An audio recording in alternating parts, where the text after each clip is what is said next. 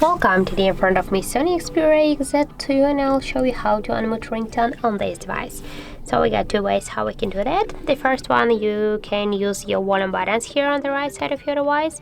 Just press up or down volume button, that doesn't matter, and then tap here on this settings icon and you'll see here the volume panels, and just to unmute your ringtone, swipe this blue dot with your finger to the right side and then tap to down to confirm all the changes. And also we got the second way how we can do that.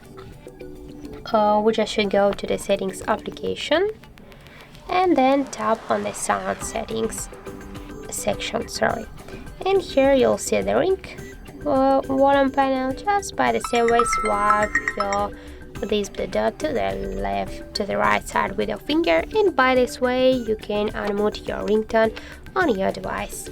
So thank you guys for watching, and if you found this video helpful, don't forget to leave a like, comment and to subscribe our channel.